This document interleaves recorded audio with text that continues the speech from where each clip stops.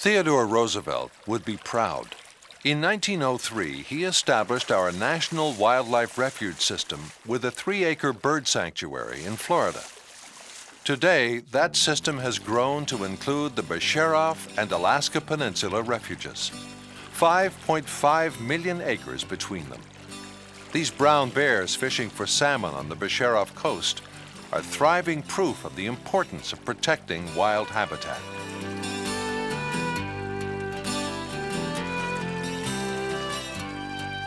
The brown bears on the Alaska Peninsula are among the largest of their species anywhere, weighing up to 1,200 pounds and growing to 10 feet tall.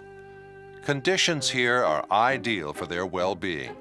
They have plenty to eat, including 5 species of salmon, and they have room to roam and rear their young. Here they're free to do what bears do best. They fish, sleep, fight, and scratch where it itches.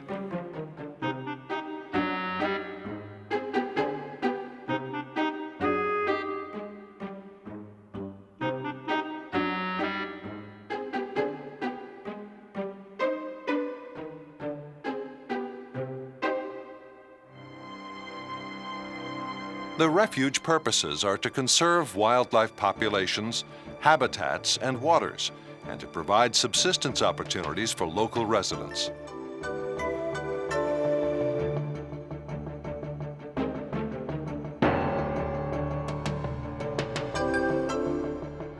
The refuges include a spectrum of habitats from seacoast to alpine peak.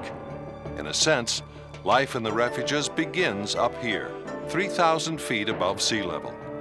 Life-giving waters are gradually released from glaciers, where they've been stored since the last ice age, 10,000 years ago.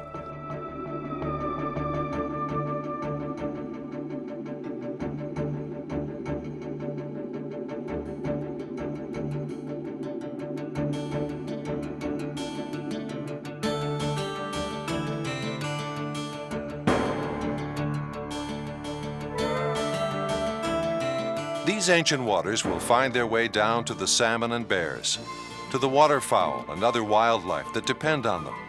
They race and pitch down ragged slopes, then slow and spread out in the braided rivers far below, draining valleys carved by vanished glaciers.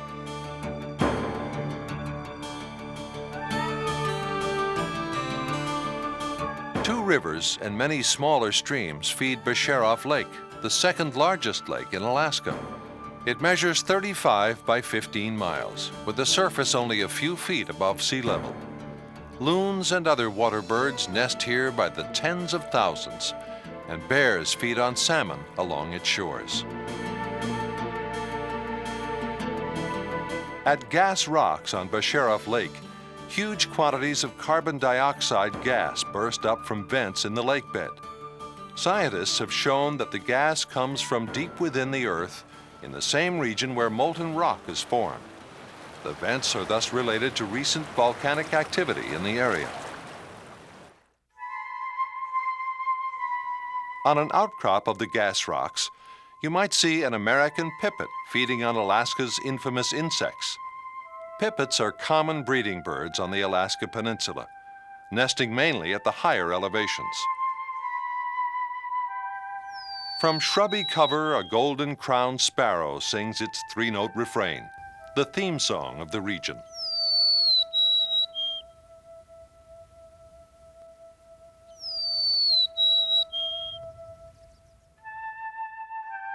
In alder thickets, look for the yellow warbler, common redpoll, and Wilson's warbler.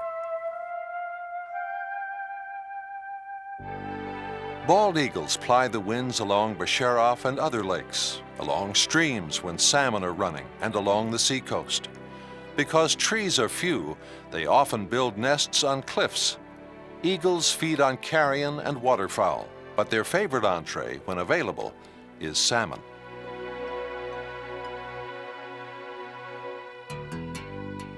Bisharoff Lake is part of the nursery area for the second largest run of sockeye salmon in the world. It produces millions of salmon per year for the valuable commercial fishery on Bristol Bay and for subsistence fishing by rural Alaska residents. Refuge waters also offer angling for char, grayling, and 5 species of salmon. The Fish and Wildlife Service monitors fish populations by creel surveys and other methods. Scale samples help determine ages and growth rates of fish, as seen on this silver salmon. Catch and release fishing is one way you can help preserve the fish populations on the refuges. These cold water fishes grow very slowly. It may take several years for a fish to reach adult size. Near Bisharoff Lake lie a pair of unusual low-rimmed craters, one of which is seen here, and a bit farther off the snowy volcanic cone of Mount Pulik. The craters, the Ukinrek Mars, were formed in 1977 by violent explosions of lava and steam.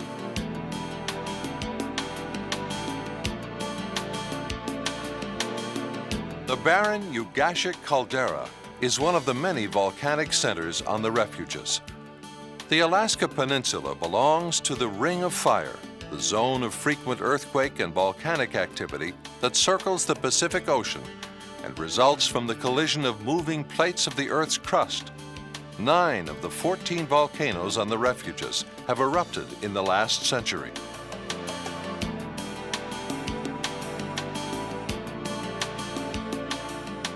South of the caldera are the Ugashik Narrows, where the upper and lower Ugashik lakes are joined by a winding channel. It's a popular spot for fly-in fishing, and also the site of the earliest known human settlement on the refuges, 9,000 years ago. Then, as now, the attraction must have been the abundant fish moving through the Narrows. Surrounding these lakes and covering much of the land area of the refuges is the Arctic tundra, the predominant life zone on the Alaska Peninsula. Tundra consists of spongy mosses, lichens, and other ground-hugging vegetation. Blueberries are eagerly eaten by tundra wildlife, from tiny voles to lumbering bears. Nagoon berries are another favorite.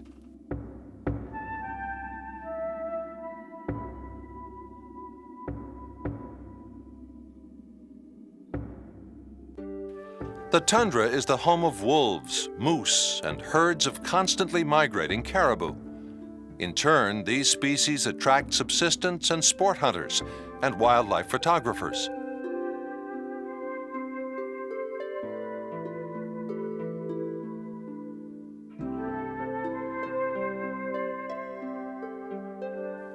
The golden plover keeps a jittery watch for foxes, wolves, and other predators.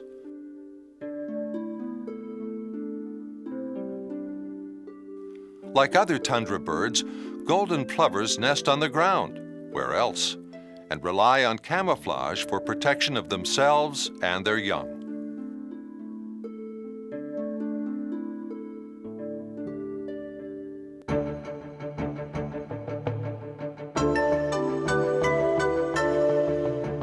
Gray wolves range throughout the peninsula. They prey on caribou and moose, especially calves and the older, weaker individuals that are easier to kill. They may also take small mammals and birds.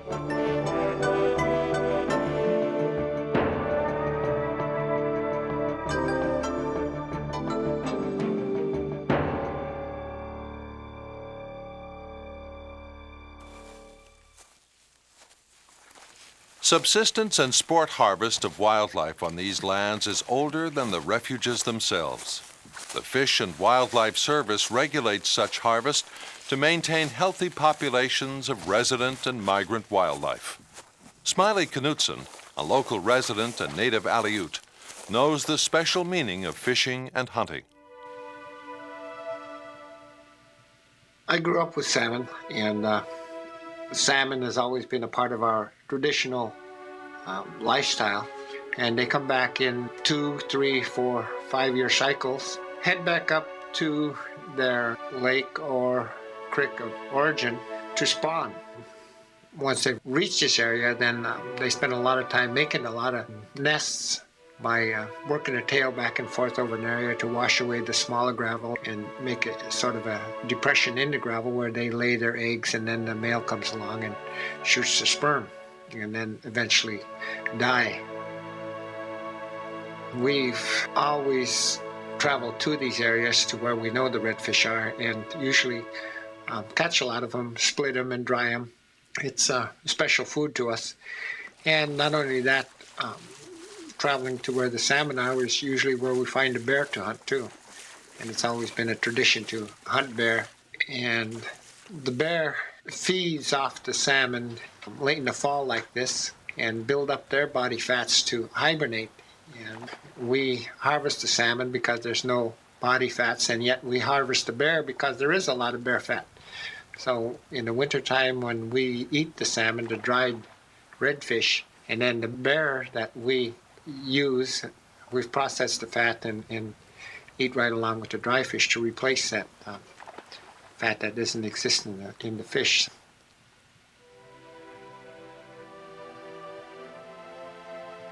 Caribou, along with moose, is a big part of our staple food. We like caribou meat because it is lean. I've always hunted caribou, and I think of a caribou as a gorgeous animal. Usually, you'll almost always find them walking into the wind and out in the open, because I think that they know they can outrun anything that comes after them. Oftentimes, when they're excited, they'll prance stiff-legged, which is what I like to see, the way they run stiff-legged. They have a wide hoof spread that's designed for running on crusty snow, and helps them when the ice is clear too, to get a good grip, and they've adapted well to the tundra. As a wildlife spectacle, a large herd of caribou might seem hard to match, but a single pair of ravens can be pretty impressive too.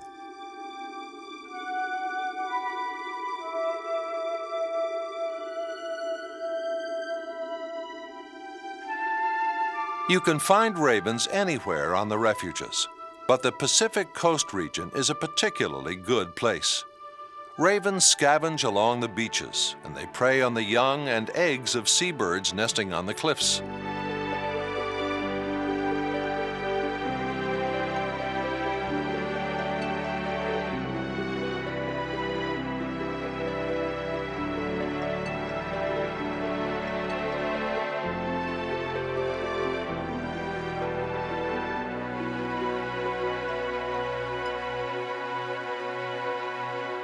On cliffs like these at Puali Bay, seabird colonies include common and thick-billed mewers, puffins, and kittiwakes. Mewers build no nests, but lay their pear-shaped eggs on narrow, precarious ledges. Underwater, they fly with their wings, diving as deep as 200 feet to find food. Seabirds come in a variety of sizes and colors, from the clown-like tufted puffin to the more stately red-faced cormorant.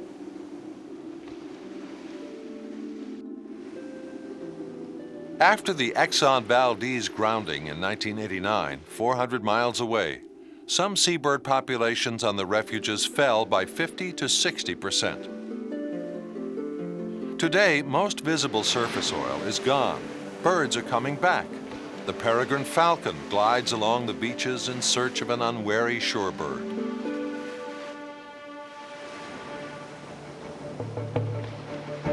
From that seed, planted in 1903 by Theodore Roosevelt, those mere 3 acres, our National Wildlife Refuge System has grown to more than 90 million acres in over 500 different units.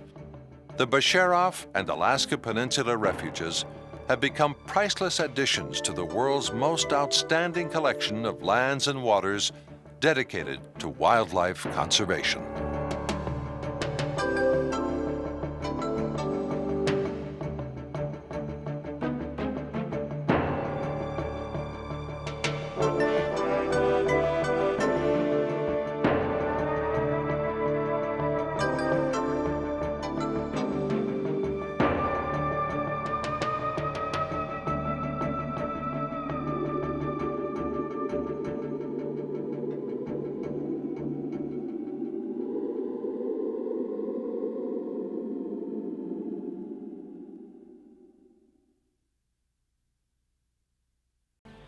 Here, nature worked out its system of checks and balances, a constitution that ensured diversity and robust good health. And sometimes, restful ease for everyone who's earned it.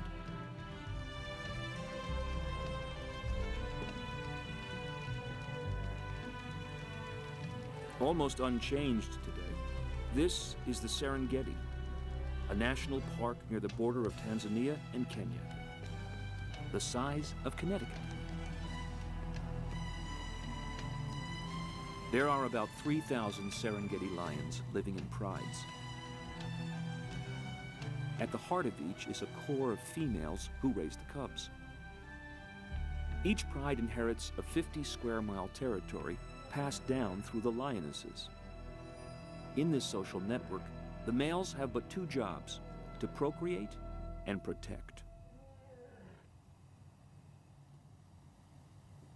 The restful ease we associate with predators has two causes. This is a sensible way to get through the heat of the day.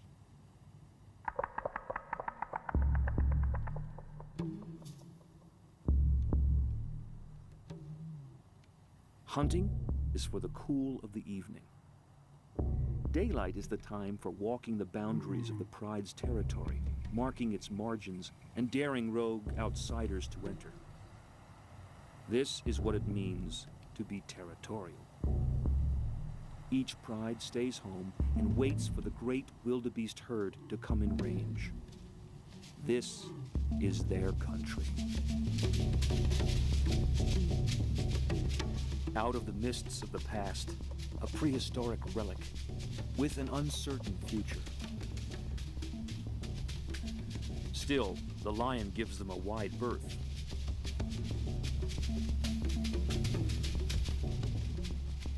This is the black rhino. It was the Greeks 2,500 years ago who gave this creature its name. Rhino means nose, and what a nose it is. Unfortunately, that nose has caused the decline of this once numerous beast. The black rhino has been hunted to near extinction. Only a few thousand survive on the whole planet. The rhino is not really black at all, but dusky. It's the rain that enamels them into their metallic and invincible black. They really have no predators, though desperate hyenas are known to attack infant rhinos, usually at their peril. They seem so placid and self-contained, though they can be unpredictable and horrific. But plainly, that is their nature. It's why they have no predators.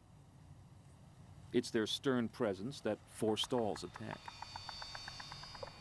This is the man-o'-war of the Serengeti.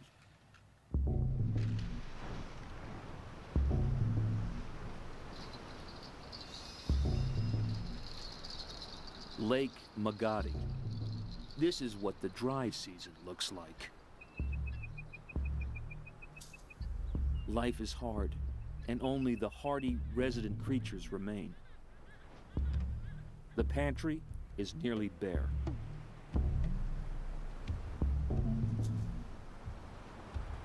It's been a month since the last rain, and with daily temperatures over 100 degrees, water seems only a distant myth. But not for elephants, creatures who seem to thrive off their memories. They can find long-lost water, sometimes buried deep below the surface in waterlogged sand.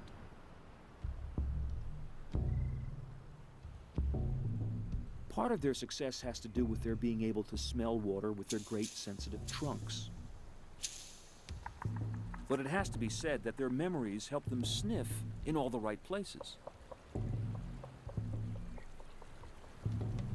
The elephant's trunk is one of the great creations of nature. Some 40,000 muscles help it to do the heavy work, as well as allow it to pick up an egg without mishap. But its greatest feat of sensitivity may be in simply locating water.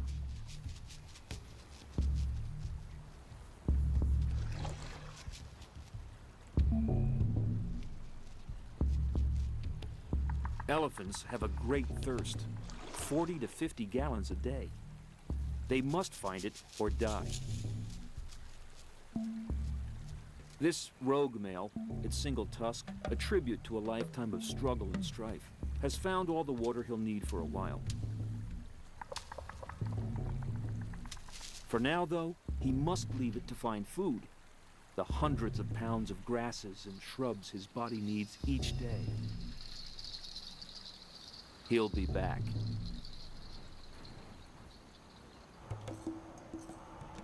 It's a parched world. But they've been through all this before, ever since the dawn of time. It's always a matter of pressing on.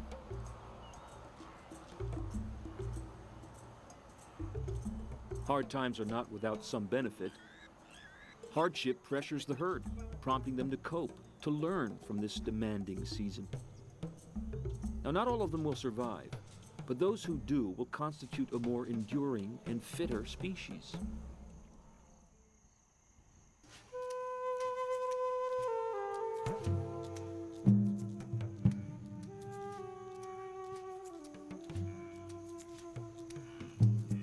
The Masai Mara, Kenya. This may be the most demanding part of the 1,000-mile Great Migration. At every step of the way, there are eyes watching the wildebeests with empty stomachs and with evil intent.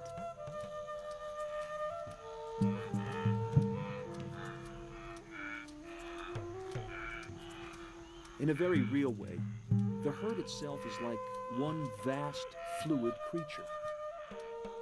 These are animals made to prosper in a habitat without confinement, where the natural ebb and flow of migrating life provides all they will ever need.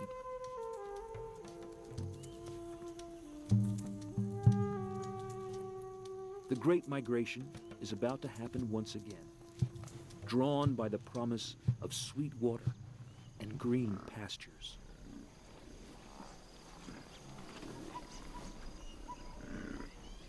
Zebra live in small family herds, one stallion and several females and their offspring.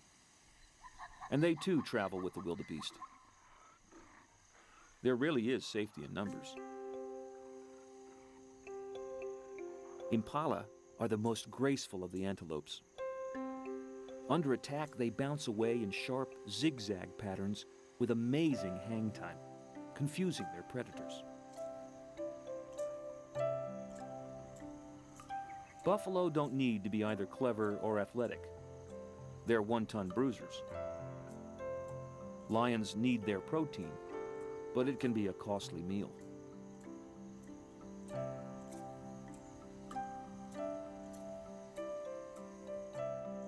The oribi is a member of the antelope family. It's the animated eyes that gave these timid creatures their name. Again, the ancient Greeks said it best. Antel, bright, and optos, eyes. Antelopes, bright eyes.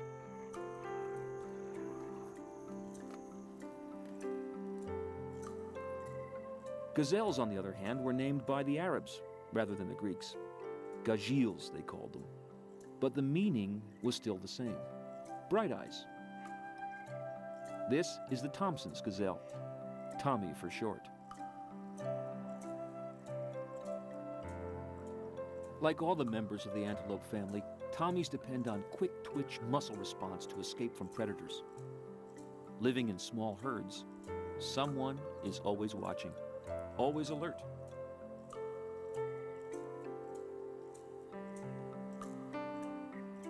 Grant's gazelle is a bit larger than the Tommy. Its distinctive white tail pattern is confusing to pursuers. They can't pick out individuals.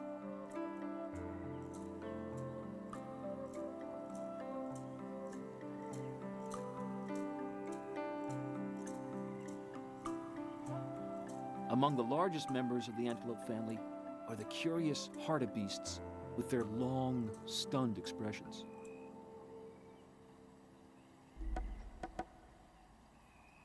The massive eland, the biggest antelope with its 3-foot horns. Despite its size, when startled, it can jump over 6 feet in the air.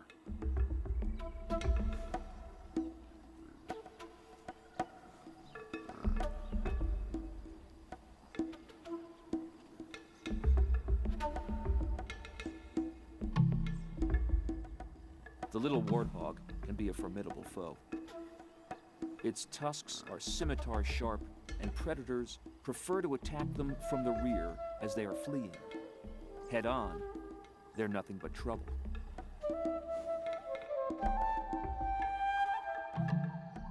A Tommy up a tree, brought here by the leopard that caught and killed it. The rule in the Serengeti is that lesser predators have to hide their winnings from the opportunistic lions, who would rather steal than hunt. Up a tree, you're safe from lions. Usually.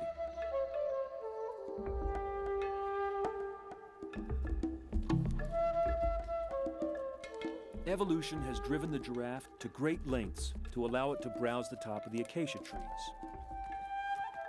Altitude is its environmental niche, a place where others can't graze. But it's not only height that giraffes have been blessed with, but prehensile lips and a tongue suited to grazing just the choicest green bits. And it's not just better access to food that height gives the giraffe, it's power too. Those long legs pack a nasty wallop. A mortifying blow to any big cat that might want to take a shot at all that giraffe protein.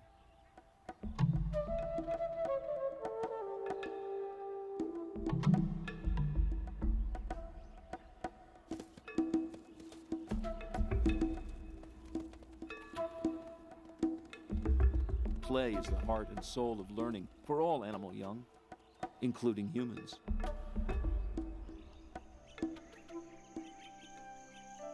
Seeing a mother and calf reminds us that the Serengeti is about nurturing, not just about predation and blood. Most animals here are vegetarians. Still, even for the carnivores, life is mainly about parents protecting and teaching the next generation. Could they be more like us, really? The eyes are the windows to the soul, and when they peer at us, what is it they see?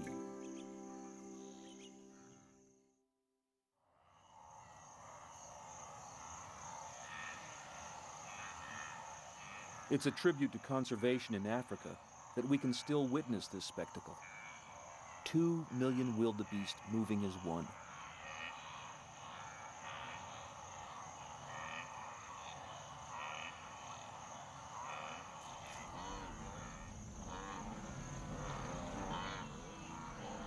The Great Plains of North America must have looked like this when several million buffalo once ranged across them, from Texas to Canada, Iowa to Colorado.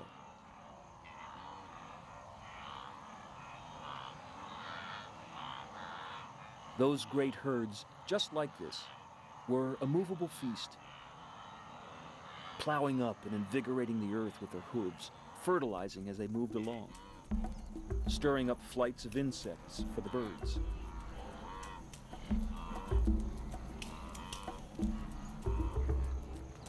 In America, senseless slaughter and greed ended all that, but not here, where the vast herd still winds its way as slowly and deliberately as ever.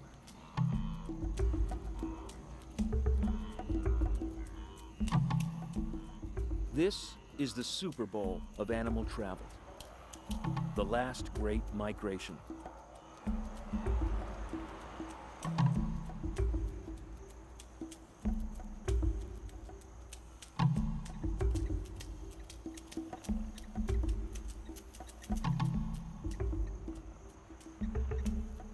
Even in the midst of all this potential food, there are other demands on a male lion. Providing for the next generation of lions, a duty which seems like a privilege, can become difficult. That's because females in estrus must copulate every 25 minutes over 3 days. What the act lacks in vigor, it makes up in frequency. Well, possibly. It's a demanding and sometimes humiliating life for the king of beasts. It's also a long-term commitment. For every cub born, the father's presence will be required for 2 years until his offspring can survive on their own. Even so, 80% of cubs don't make it through their first year. Meanwhile, the herd awaits the next attack. But there's little to fear from this pair today.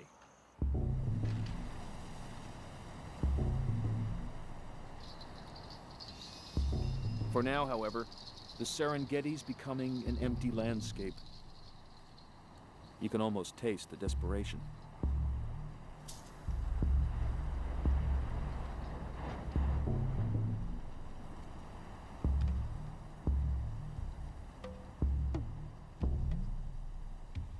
Predators, like lions, have fairly helpless and immobile young, which prevents them migrating to follow the feast.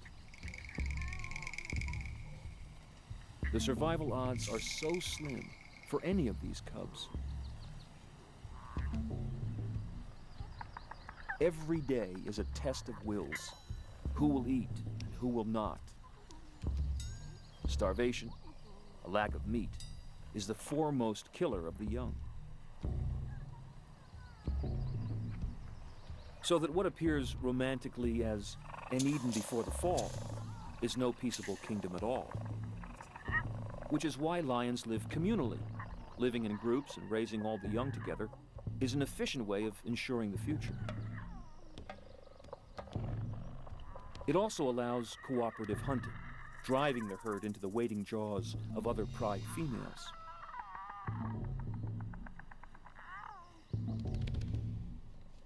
They look so motherly here, but it's the females who do the lion's share of the hunting. From tender grooming to horrific violence in the blink of an eye. The wildebeest have not had a deep drink for days. Even now, the edges of the herd are being dogged by predators. The young and the old and the weak are especially vulnerable at this stage.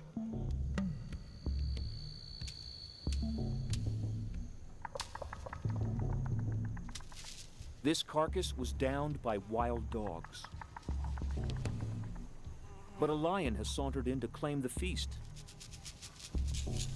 It's what we mean by the lion's share. It means everything. Lions don't share.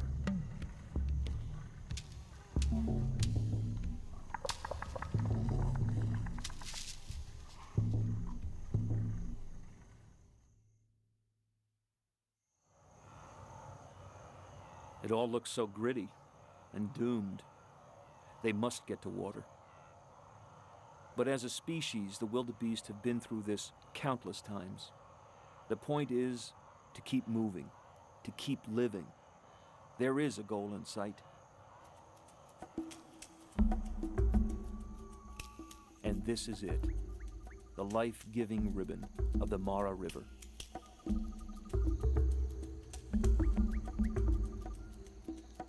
The Serengeti is a Maasai word that simply means the wide place. But fortunately, it's a wide place that's split by the waters of the Mara. It always flows with a bounty of cool water, making its confident way toward Lake Victoria.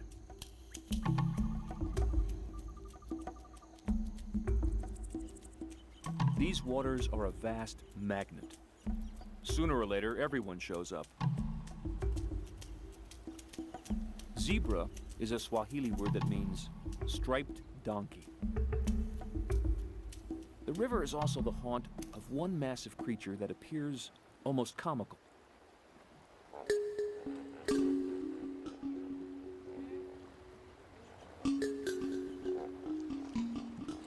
It's the huge 3-ton hippo with thick skin, cruel teeth and jaws, and the curious ability to urinate backwards. Retro-urination, it's called, and it may be related to some evolutionary necessity for spreading its scent only behind it. They're not the most flexible of creatures. They have ears that can close when they submerge. They even copulate and give birth underwater. They can stay under for 6 minutes.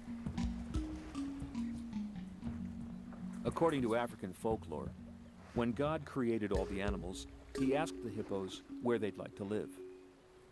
"In the cool rivers," said the hippos. "But you'll eat all the fish," God replied. Then we promised to eat no fish. And they've kept their word. They're vegetarians. Hippos mostly spend their days submerged to avoid sunburn. But in the evening and at night, they come ashore to feed on hundreds of pounds of grasses. They're exclusively herbivores, though they are dangerous to man. More people are killed by hippos each year than by lions or crocs. The tragedy usually happens in the evening when people run into them in the tall riverside grasses. Lions rarely attack hippos, though they have been known to make off with a very young one. But lions have to be desperately hungry to attempt this meal. It can be costly. In the end, it's the consistent flow of the Mara River that makes hippo life possible. Not just because of its depths, but because it fosters lush grasses along its length. If this river ever failed, so would the hippos.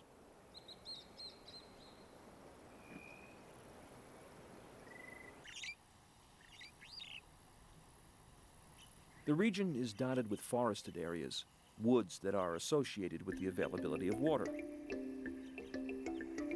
Where water is scarce, grasses always outcompete the trees, and the land reverts to grassland. But not here.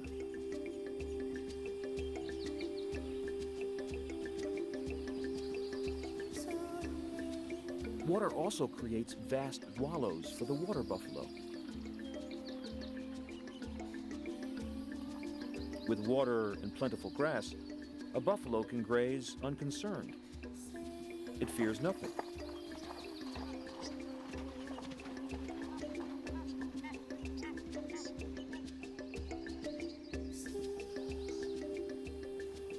The water buck has little to fear as well.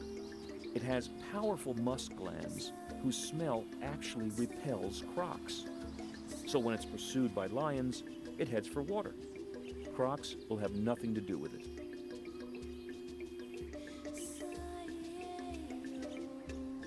The forests were designed with monkeys in mind. Baboons live in troops to raise and teach their young, to cooperate in finding food, and to defend themselves. With their sharp teeth, they've been known to take infant leopards or cheetahs. Seeing these savanna monkeys, it's hard not to imagine our ancestors developing from the wide range of monkey life here.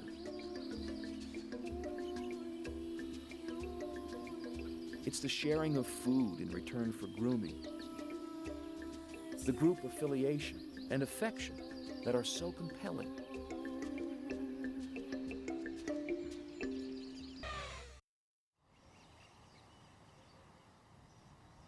It's the water seeps that are so attractive.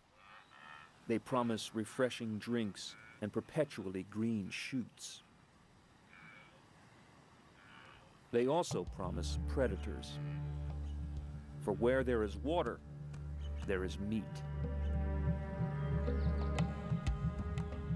The trouble is, we too often concentrate on the stellar creatures, the lions and elephants, and neglect the lesser ones. The saddle-billed stork, the white pelican, the ibis, whose curved bill the Egyptians considered God's pen. A guinea fowl is not much of a meal.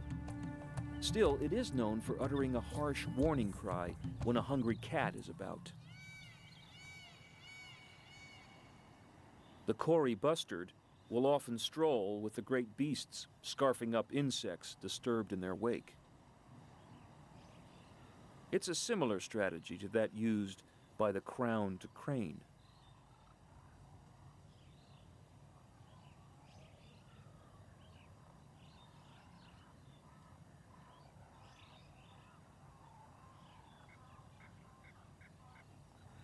The ostrich responds to heat by fluffing its luxuriant feathers. A fluffed ostrich is its own umbrella. The slightest breeze through its feathers carries off masses of heat.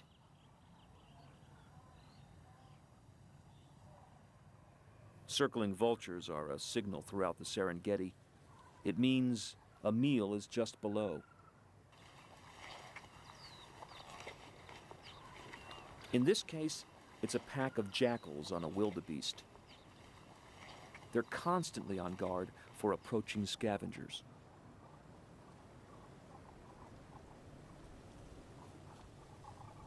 Because they can cover vast distances daily, and because they have telescopic eyesight, vultures are able to survive on scavenging alone.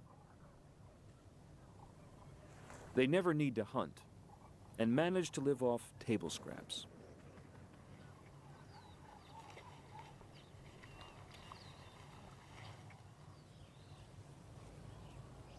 They're also fearless and casually land within a few feet of predators who could easily tear them to pieces. Fortunately, they're too busy eating.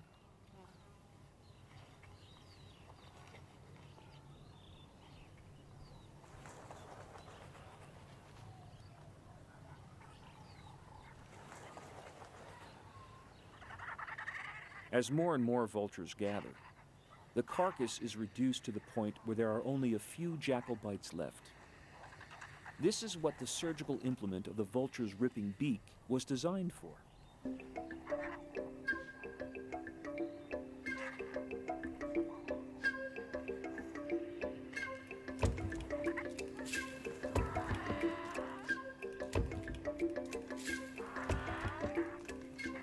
This looks like chaos, but in the crowd of vultures, Darwin's survival of the fittest is at play. Those without the stamina or the bravado to get a bite or two don't deserve to survive and reproduce. It's evolution at its most sensible.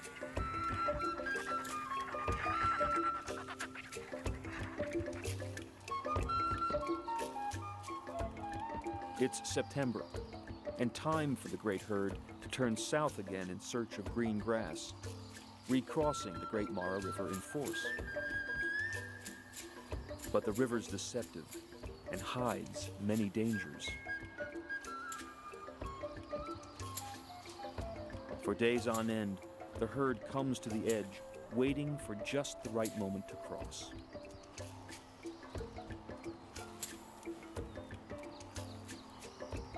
Plainly, the time is not right. There are too many jaws waiting. In fact, it's not so much a crossing as a sacrifice. Here, the great herd will do for the massive crocs what it has always done for the lions of the Serengeti.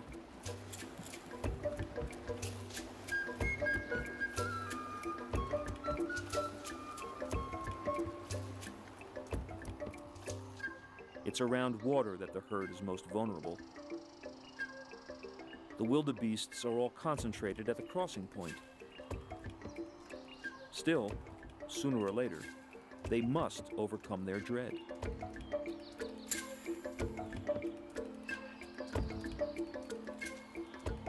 For now, the herd seems settled on another tack. They'll cross much farther downstream at a point they feel more comfortable with. They've seen it all before. They know what to do. This is animal intelligence.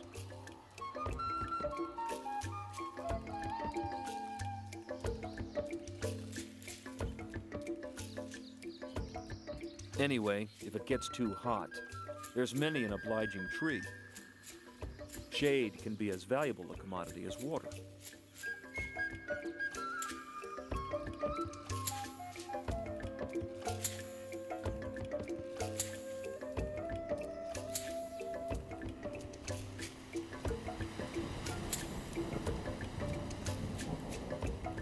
The blessing of water will transform the land and hasten the herds on their way.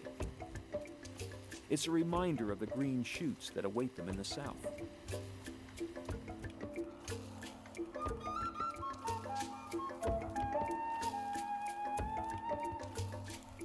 Though they are stressed, getting weak and losing weight, their only hope is to make it to the next crossing of the Mara, where the water is not too swift, where the banks are not too steep, and where there are none or few crocs.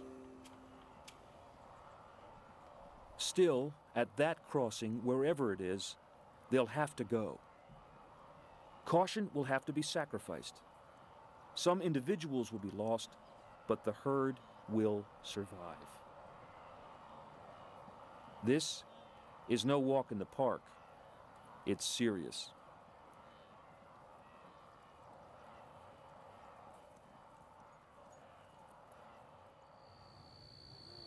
It's all one vast organism, the herd, predators, and the land. They all score off and depend on one another. It's a constant miracle how it all works out. And this is the scene of tomorrow's miracle, a baptism of fire.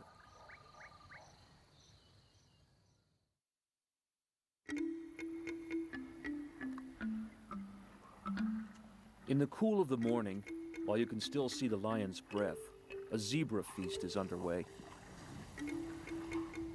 This hunt took place at night, and the carcass is halfway gone by sunup. The lions were waiting by the Mara for the wildebeests and came up trumps with a zebra who unluckily arrived well before the great herd.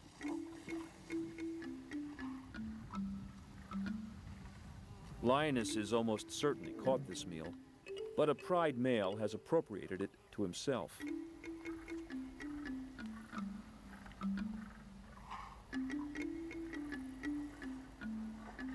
Luckily, there's more here than he can stomach, or he'd chase away all the females. There's plenty to share with the mothers and groomers of his cubs.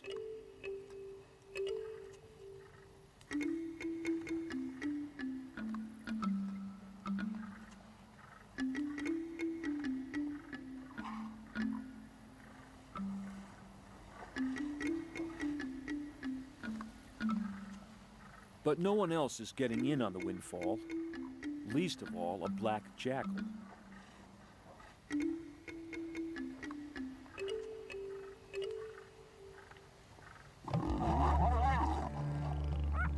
The big cats are exclusively meat-eaters, and meat takes longer to digest and makes them feel slow, leaden, and tired. From the point of view of the herd, however, it's fortunate. A full lion will not be inclined to hunt for days.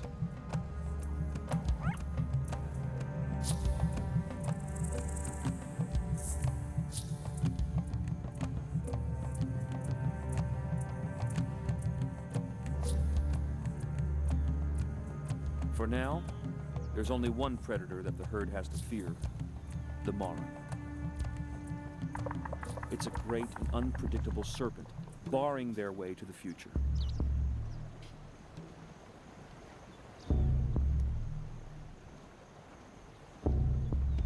Today's watery passage is something to contemplate and consider very carefully. It's completely unnatural for the wildebeest to swim it. It's a killer.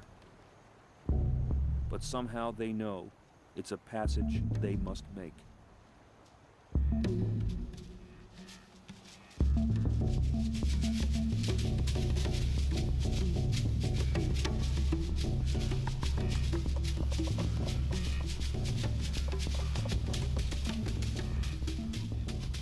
An hour after dawn, the first few pathfinders come to the river's edge to review the situation.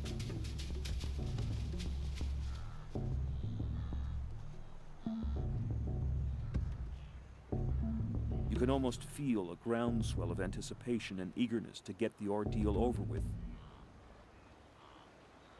But no one's going anywhere until the pathfinders choose the perfect spot and the perfect time.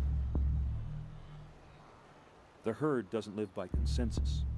It follows, without question, its leaders. This isn't blandness. It's behavior forged on the anvil of experience and evolution.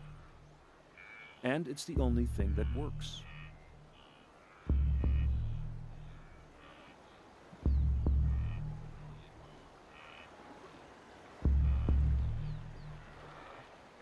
Finally, at 8:30 sharp, a pathfinder takes the plunge. There's no telling what currents or crocs await his bold move.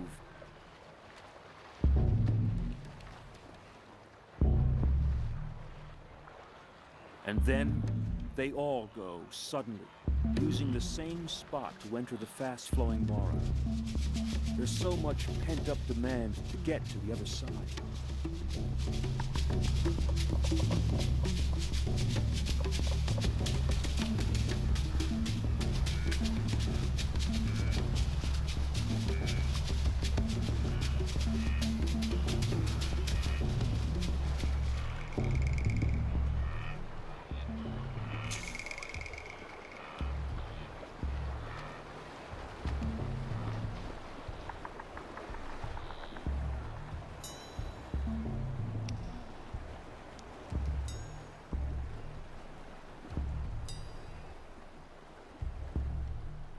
It's almost comically single file, as if discipline were the first thing on their minds. But what is really happening here is fear. It's as if the river is a great predator, and their bodies and brains are reacting the same way that they must do when they're being singled out by the lions.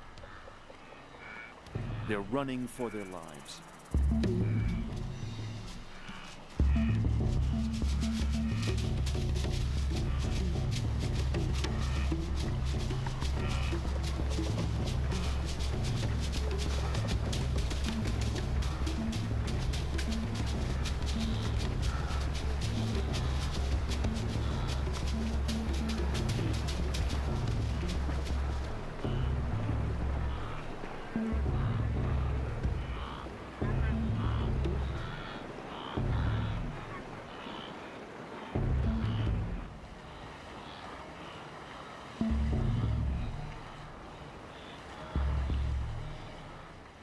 The herd is in the grip of their own adrenaline.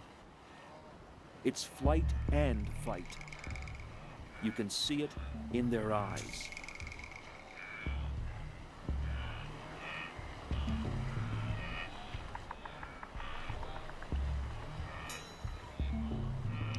Much more of this and their hearts would explode.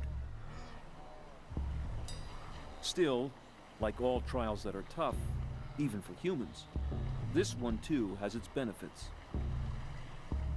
Wildebeest were created for this crossing.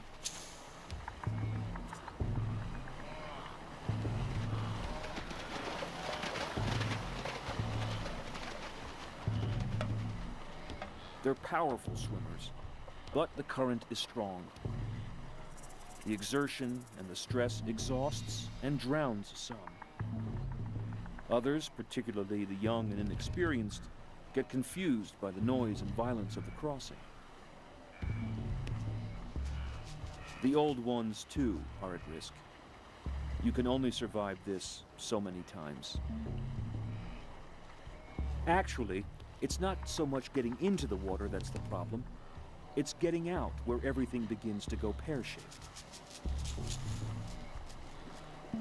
The single column of beasts has grown to several across, all trying desperately to get up the slick bank. Their hooves and horns are as dangerous to their own kind as the teeth of the lions and crocs are. At this stage, all discipline is lost. The young and the restless hurl themselves headlong into the foam. Suddenly, their body chemistry has turned these docile and placid creatures into animal athletes capable of jumping 20 feet.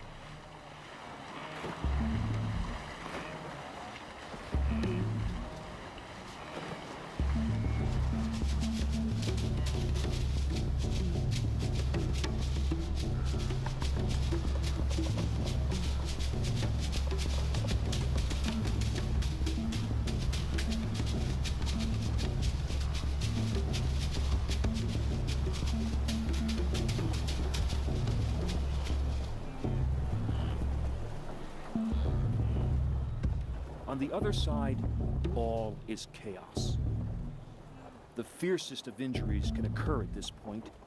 injuries that the lions are only too willing to take advantage of.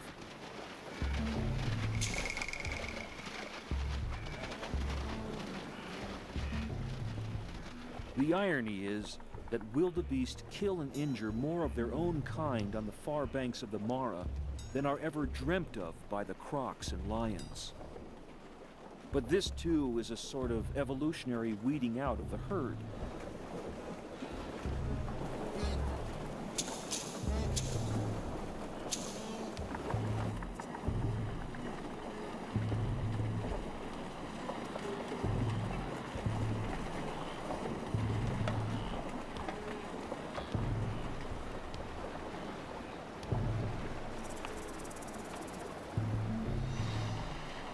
It's every creature for himself, never mind the herd, as they fight the downstream pull of the water and the deadly kicks of their relatives and siblings.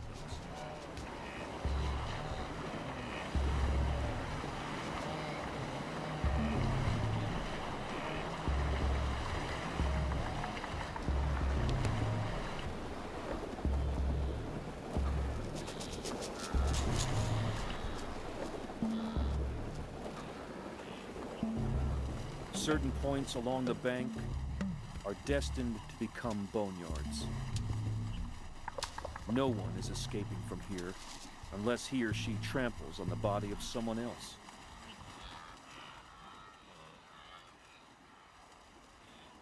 It's pathetic, but this is the way it's meant to be.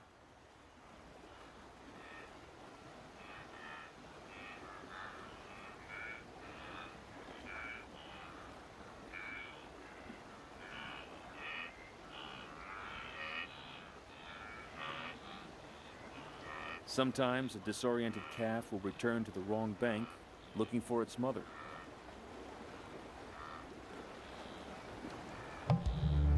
But to attempt the crossing twice is a death sentence.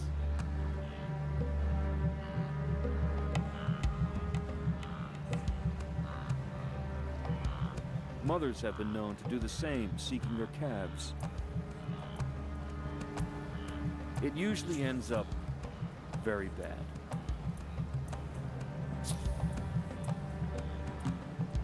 For the crocs, it's all an embarrassment of riches. They'll eat very well for some time.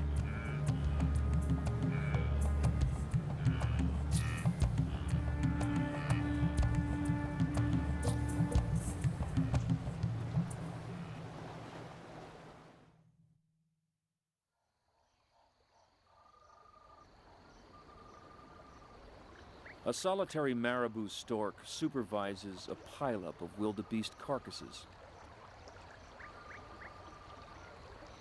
This eddy in the river will be a fine source of protein for a great many creatures for days to come. Crocs from far downriver have followed the scent of death in the stream flow. Now is their time of plenty.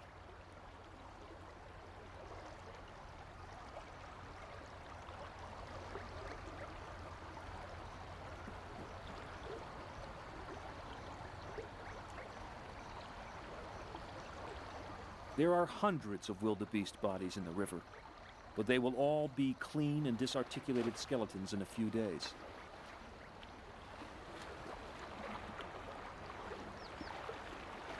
Sometimes we find vast collections of dinosaur bones in similar conglomerations like this, and we wonder how they came to be. This is how. Come to the banks of the Mara, and you can see a recreation of life in the deep past. This is the way of life, not death. To everything, there is a season.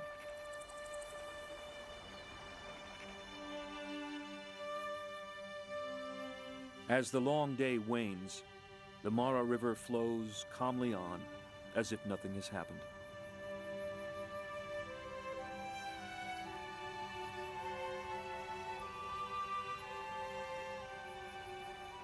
The river crossing, like the Great Migration itself, is merely a natural process, one that creates even as it kills. It is, in fact, the engine of everyone's survival.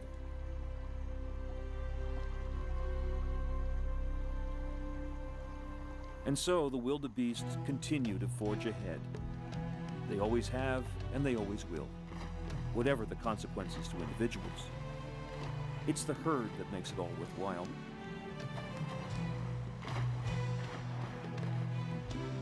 If some of them don't make it, then this too is nature.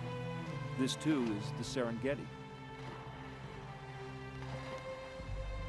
Amidst its demands, its brutality, even